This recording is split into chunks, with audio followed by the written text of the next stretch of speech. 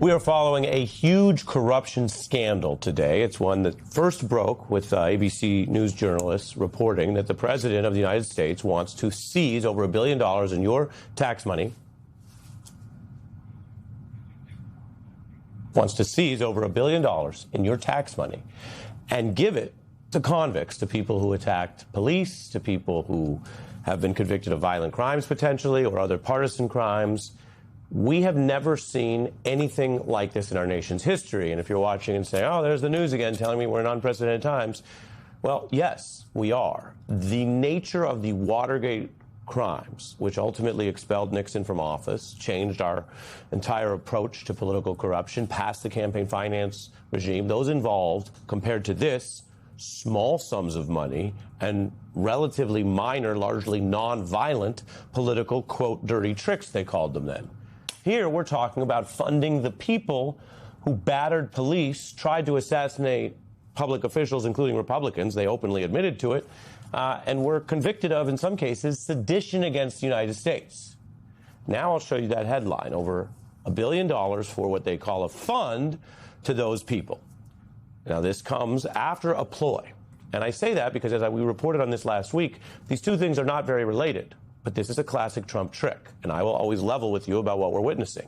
Donald Trump filed a lawsuit that was so weak and shaky that the judge said there may not even be the real type of controversy required to have a lawsuit. And under that pressure, he now says he's pulling it, but that's the pretext for now taking taxpayer money. The New York Times reports Trump is trying to free his hand to reach a deal without oversight. Again, moving this out of the courts. Potential recipients include the people who did the insurrection that was so heinous at the time that, remember, Donald Trump was not only impeached for it, but then Trump, first-term Trump, didn't pardon those people at the time when he technically had the power. In fact, he said in public at the time that the violence was bad, and it was. Now we're being lied to and gaslit, and now he wants to not only reward the people he freed, but fund them in case he might try to do this again. Remember how that news broke. Some breaking legal news this morning. President Trump has moved to voluntarily withdraw his $10 billion lawsuit against the IRS. They're creating this massive fund of taxpayer money. Outrage by Democrats and a lot of questions from taxpayers. A $1.7 billion fund to pay what a lot of people assume will be largely his friends and allies. It's the president's personal attorneys negotiating with the attorneys at the IRS, the Justice Department, and the White House, which are all, of course, under the Trump administration's power. An absolutely astounding development. Bigger than Watergate, and as a factual matter, it relates to a far more dangerous, physically violent type of political crime. For this big story, I want to bring in Michael Steele. We booked him specifically to discuss this problem. He is, of course, our colleague, hosts the weeknight. He's also been the chair of the RNC. So in a time where people claim that these things are just red and blue, they're not. They're not. You, as someone who served as a Republican, were never obviously affiliated with anything like this. How do you view this scandal? Republicans that I worked with at the time would be falling over themselves, finding microphones to condemn it.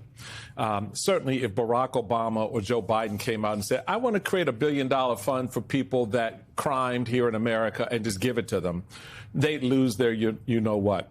But I thought the interesting thing about your intro was the outrage from the Democrats, questions from the American people, crickets from Republicans. Nothing. There's no concern. They're ready to give him $1.8 billion. They're ready to sign off on it. Where's the congressional role here in reappropriating money that they have designated for other things? Where's the money come from? I mean, there's a budget line for everything that we spend, supposedly. Even when we spend extra, there's a line, there's a bill, there's legislation. Where is all of that? I really wish these damned Republicans would get off their Trump hiney and focus on the country and the fact that you have spent well more in the 1 year that Donald Trump has been in office than Joe Biden did in his last couple of years, right? So we're spending trillions of dollars. You're proposing a $1.4 trillion budget for the Defense Department. Why?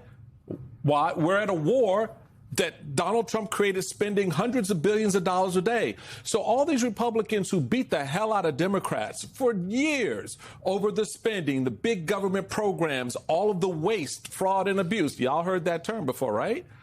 What are they engaging in? The ultimate waste, fraud, and abuse on the American people. Yeah. Yeah. And we still care about the Constitution. Yes. Some people don't. If you could just hand out money without Congress, you could get up to all kinds of things. Because if you can do it for $1 billion, you could do it for $100 billion. And there's either a legal limit in our constitutional order, or there is not. There is not. Or there is not. And so if they go forward with this, right now, they're as always, they're claiming and testing. They've got a sham lawsuit. There's Norm Eisen and others are suing. They're going to test this in court, so it could still get gummed up in the courts. But what they're going to try to do is take this money and give it, as I said, to these convicts. And if they're doing that in the spirit of overthrowing future elections, it could be a part of a crime. And some people say, well, he could repardon or pardon these people again. But let me show you this. It also could be a high crime. I just want to read. Sure. The Constitution says the president can be removed from office on impeachment for and conviction of treason, bribery, or high crimes and misdemeanors.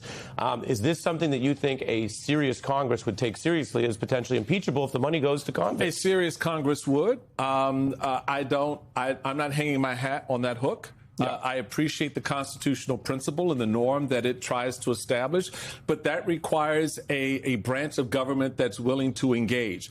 The times that Trump has been impeached, particularly the last time, the stopgap was the Senate. And the fact that Mitch McConnell could have done the right thing then to avoid all of this now. But the grift in the game and the sort of protection of the institution, such as it was at the time, outweighed the constitutional requirement that you do what you are obligated to do, and that is to convict for the high crime of engaging in insurrection, invoking it, stoking it. Now we're at a point where this president is prepared to shave off $1.7, $1.8 billion of American taxpayer dollars, and Congress is not even blinking. Yeah. And give it to whom? Give it to them. They're going to give it to convicts. And what does this say for the future? What if a next presidential administration decides all these pardons? Here's the problem. You pay this money now to these folks. What are they going to do? Their loyalty is baked in. And so they will be available to engage in all kinds of nefarious activities starting this fall and into the future. Outrage over the story we've been covering that finally broke here today after leaks last week that Trump, through his DOJ, was preparing to try to loot taxpayer money to spend it on the convicts who did January 6th and other types of people tied up with MAGA. This is the story Michael Steele and I were discussing, and we discussed the problems with it, whether it's unconstitutional or illegal, is obviously not yet been tested in court, but there are multiple avenues. It could be impeachable. It could be abuse of the appropriations power. It could be the 14th Amendment. House Democrats are acting on this. They're urging a judge to prevent it from happening. They argue that this would force the American people to put money into these pockets and the pockets of Trump's family and friends. They warn that it creates a specter of corruption unparalleled in American history. Some Democrats also argue, and you heard this there in that quote from The View, that this could violate the 14th Amendment because of its reference to insurrection. To the extent that he wants to give $1 million to each of 1,600 pardoned rioters and insurrectionists, we think that that's an unconstitutional use of money. Only Congress has the power to appropriate money. And Congress never voted on creating this $1.7 billion political slush fund at the Department of Justice, and Congress would never pass that. There's no way he could get that through Congress. So this is just an invention on his part. Fact check. True. Congressman Raskin is saying something that actually isn't blue or red, left or right. If a sitting president can take $1 billion or more dollars, as we discussed earlier tonight, then there's no limit. They could take $10 billion. They could take $100 billion. They could start appropriating their entire separate budget from Congress. Either you have rules and a constitutional appropriation power, the so-called power of the purse in Congress, or you don't. So that's one thing. That's the Congress money thing. Then there's the 14th Amendment thing. There's the impeachable defense thing. There's also the question about whether courts would view this as a lawful exercise of DOJ's powers to compensate individuals. I mean, the lawsuit I mentioned you was a ploy, but it was a lawsuit by one individual against the government that he also runs, Trump against the government. Compensating a bunch of other people doesn't necessarily fit with any precedent that we're aware of regarding how to settle a case. And this case has been so absurd that Trump himself mused about the kind of existential or unlawful nature of suing yourself because you run the IRS when you're the sitting president.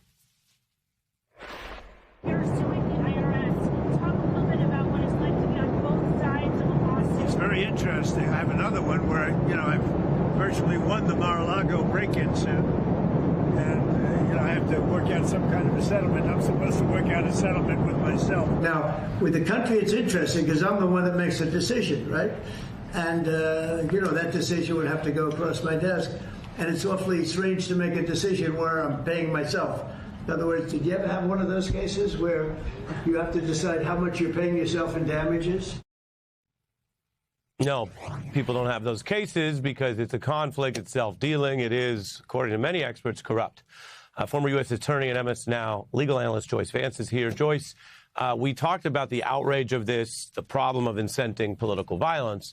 I turn to you strictly here now on the legality. There's more than one legal challenge avenue, but do you see this plan as likely constitutional and lawful or not? Well, I think I'll sign on with the folks who view it as corrupt, Ari, which is to say that it's not legal. And the question is, who reaches that conclusion and how do we get there? You've already mentioned Congress. If I was running strategy in a situation like this, the first thing I would do is go to Congress and ask them to pass a law that says Trump can't spend $1.7 billion to do this.